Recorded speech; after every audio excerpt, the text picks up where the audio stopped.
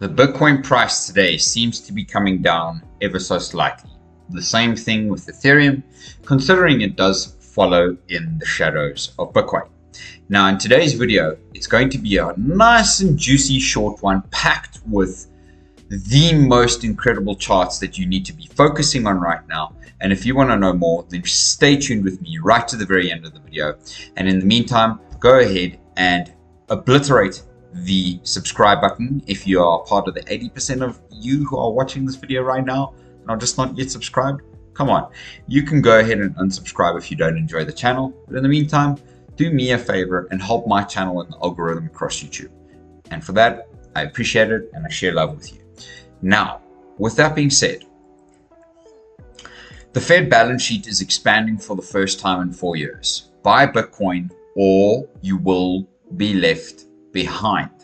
The balance sheet is starting to look like we could essentially add another 2 trillion plus, maybe 3 trillion plus into the market over the next little while. And remember, the last little move up was the COVID pump, liquidity pump. And then all of a sudden we had this massive step up here over the next 2 years. And that is essentially where we saw the last altcoin season. And in today's video, I'm going to be speaking very heavily about altcoins and altcoin season, particularly, and where we are right now, and why it is that you should possibly be considering to take a macro view of the markets right now, instead of the micro view that might just be making your nervous system constantly under an anxiety attack. And the truth be said is you don't need that right now. You need to focus on your self-growth. You need to focus on developing yourself and your family and protecting your family. And all you need to do, and I'm going to show you in a short little moment, the strategy that Michael Saylor has with strategy and exactly why it is that you should currently be dollar cost averaging into Bitcoin. A little bit here and there, all the time, consistently. And that's the thing about life, is that life is consistent. If you allow it to be, and if you choose for it to be consistent, you will see the growth for yourself and your family and your loved ones, and you will reap the rewards that you deserve because you had the patience to take the long-term macro view instead of just running after short-term profits. So the MSCI has just announced that it will keep Bitcoin and crypto treasury companies in its indexes. This was the biggest reason behind the 10th of October crash, which was the largest liquidation event in history, which wiped out $19 billion in a single day. This announcement will also end the MicroStrategy FUD about being forced to sell their Bitcoin holdings worth billions. This is really bullish for the crypto market. Now, one thing I need to share with you, right, is that no matter what's busy going on, we know that Bitcoin was developed by Satoshi for a very specific reason, and that was to counter the dollar narrative and currency or fiat narrative and the debasement of your future energy, essentially. So Bitcoin does the complete opposite of that, and it restores your energy by you giving in your fiat to obtain Bitcoin. And this is the thing about Bitcoin, is that they have created all of this FUD to try and shake you out of the Bitcoin so that they could get some much lower, much more cheaper, and be able to start to take control of this asset. And essentially by doing that, and of course this is speculation, but if you look at the paper trails are there. It's very obvious. The truth is always hidden in plain sight. And that's something that you need to know. And that's something that we live by here on the Crypto Bliss channel.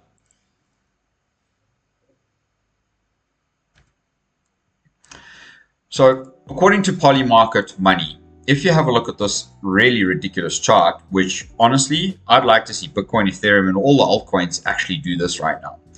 But this isn't a meme coin.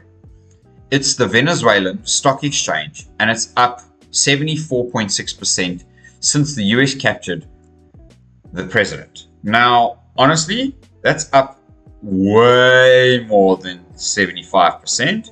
That's more like 125% over the last sort of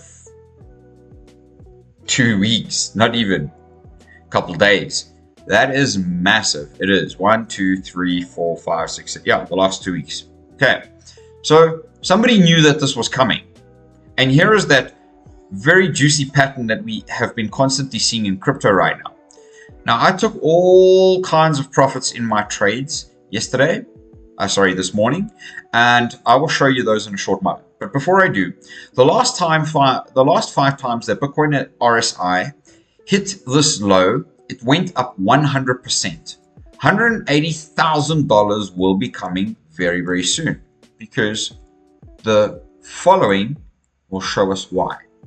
The Bitcoin rainbow chart currently is still sitting in the accumulate still cheap zone, currently ranging in the $85,000 to $105,000.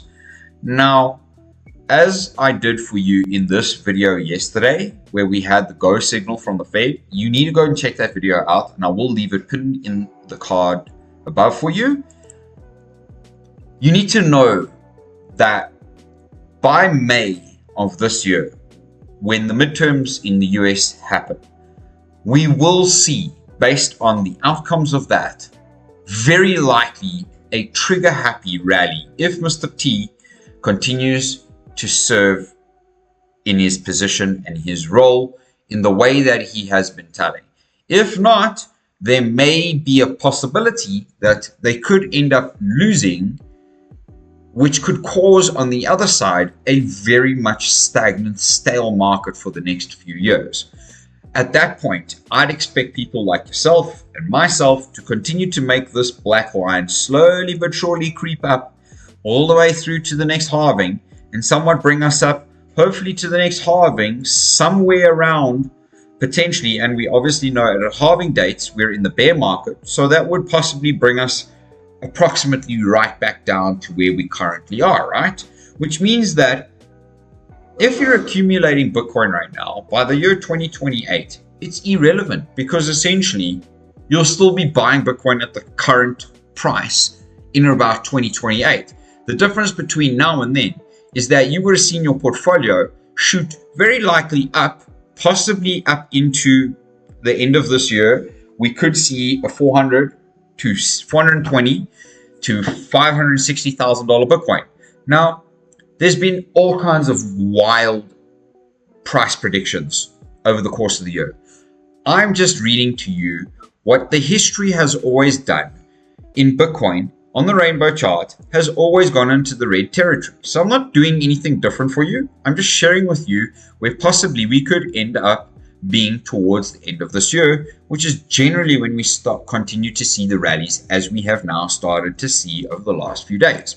Ethereum is essentially doing the same thing, and I would expect Ethereum very likely at the end of the year possibly to end up anywhere between $12,000 and $25,000, okay? And so I think Mr. Tom Lee's prediction of about 60,000, 80,000 Bitcoin for this year Ethereum for this year is a little bit outrageous, but I'm not Tom Lee. He's got way more experience than me. But all I'm sharing with you is the data that I'm seeing with you on a rainbow chart, which has actually been exceptionally consistent.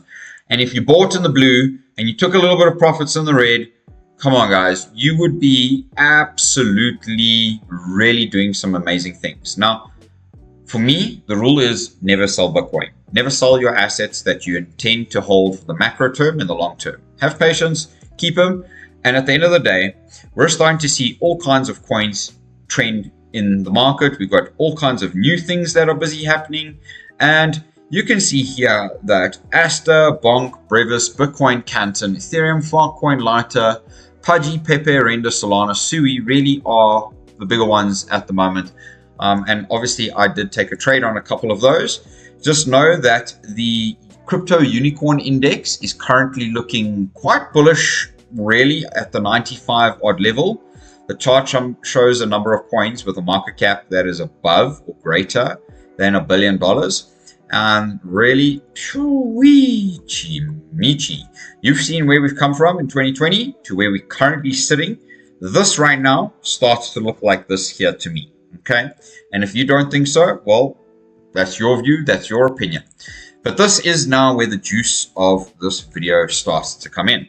If you go over to the sailortracker.com, you can see here that Mr. Michael Saylor, with an average cost of $75,000, essentially, he has added pretty much $10 billion to the portfolio. And his return as of 7th of Jan has now officially been just shy of 1,200%. So you tell me, over the lifespan of an asset since 2020, where you're going to make 1,200% and still earn cash flow on the asset, right? And so I would, of course, not financial advice, I would share with you, come and do your own research on strategy and what strategy is doing. But currently they own 673,783 Bitcoin with an average cost of 75,000. My friends, you don't want to be messing around with this chart here. All of the orange dots are essentially their purchases, and you can see here right now that this level is pretty much along this level where they made some of their biggest purchases previously. They are not playing games. They are still buying while you're sitting on your hands. And if you appreciate that, well, make some noise and some love for the video. As you can see, altcoin season pretty much on the verge here. As predicted, I did tell you a little while ago that we could possibly see a head and shoulders pattern. So here's your shoulder, here's your head, and here's your shoulder. We could see a nice little breakout coming up into this zone in this territory, which leads us closer to altcoin season, but it doesn't give us altcoin season. And of course, we've had the nice little pump over the last few days. As you've seen, I did get out of some of my trades. As you know, you can still see I'm sitting in my Ethereum, which unfortunately now has drawn back like 50% from this little peak here.